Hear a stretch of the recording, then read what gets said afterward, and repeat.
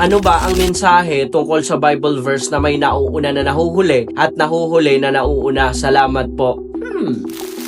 Sige, sagutin natin to. Alam nyo, may isang pahayag si Jesus na talagang nakakagulat. Hindi ito normal. Hindi ito logic ng mundo. Sinabi niya, ang mga nauuna ay mahuhuli at ang mga nahuhuli ay mauuna. Kung iisipin mo parang baliktad, sa mundo natin, ang nauuna, panalo. Ang nahuhuli, talo. Pero sa kaharian ng Diyos, iba ang sistema. At ngayong araw, aalamin natin ano ba talaga ang ibig sabihin nito. Sino ang nauuna? Sino ang nahuhuli? At papaano ito applicable sa atin ngayon? Pag-usapan natin ang context ng talata. Ang pahayag na ito ay lumalabas sa dalawang sitwasyon. Sa Gospel of Matthew 19 tungkol sa mayamang binata na ayaw iwan ang kanyang kayamanan, at sa Gospel of Matthew 20 sa talinhaga ng mga manggagawa sa ubasan. Unahin natin ang talinhaga ng mga manggagawa. May isang may-ari ng ubasan. Nag-hire siya ng mga manggagawa sa iba't ibang oras. May mga maaga sa umaga, tanghali at hapon. Pero sa bayaran, pare-pareho silang binigyan. Yung mga nauna, nagreklamo, bakit pareho lang kami ng sahod? At doon, sinabi ni Jesus, ang nauuna ay mahuhuli at ang nahuhuli ay mauuna. Tandaan natin na hindi pareho ang sistema ng Diyos at ng mundo. Sa mundo, mas matagal ay equal sa mas malaki. Mas marami ay equal sa mas mataas. Sa Diyos, biyaya ang basihan, hindi performance. Hindi mo pwedeng ipagmalaki ang tagal mo sa Diyos. Ang kaligtasan ay hindi pinaghihirapan. Ito ay tinatanggap. Ang mga huling pumasok, hindi sila nagtrabaho buong araw, pero tumanggap sila ng parehong biyaya. Ibig sabihin, hindi mo kayang kitain ang kaligtasan. Ito ay binibigay ng Diyos. May mga tao na iniisip, matagal na ako sa church, mas alam ko ang Biblia, mas spiritual ako, pero sa puso, may pride, may comparison, at may entitlement. At ito ang delikado. Kung pakiramdam mo late ka na, marami kang pagkakamali at nahuli ka sa buhay, ito ang good news, hindi ka huli sa Diyos. Pwede kang mauna sa kanyang kaharian. Isipin mo ang isang karera. Sa umpisa, may mga mabilis at nauuna agad at may mga mababagal na nahuhuli. Pero sa kalagitnaan ng karera, yung mga nauuna napapagod, nagiging kampante at tumitigil. At yung mga nahuhuli, nagpapatuloy, hindi sumusuko at nagtitiwala. At sa dulo, ang nahuli ang nauna. Ang nauna ang nahuli. Ganito ang buhay spiritual. Para sa mga nauuna, kung matagal ka na sa pananampalataya, bantayan mo ang puso mo. Huwag maging mayabang, huwag maging kampante. At para naman sa mga nahuhuli, kung pakiramdam mo nahuhuli ka, huwag kang mawala ng pag-asa. Hindi pa huli ang lahat. May plano pa ang Diyos sa'yo. At hindi ito karera ng bilis, kundi ng katapatan. 2 Timothy chapter 4 verse 7, tinapos ko ang takbuhin. Hindi sinabing ako ang pinakamabilis, kundi tinapos ko. Ang pinaka-importanteng tanong, hindi nauuna ba ako, kundi tapat ba ako hanggang dulo. Dahil sa kaharian ng Diyos,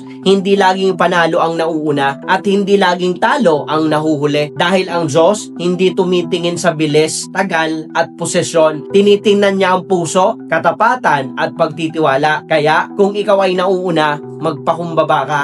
At kung ikaw ay nahuhuli, lumapit ka. Dahil sa Diyos, may pagkakataon ang lahat. At sa huli, ang tunay na panalo ay hindi ang nauna sa simula, kundi ang nananatiling tapat hanggang wakas.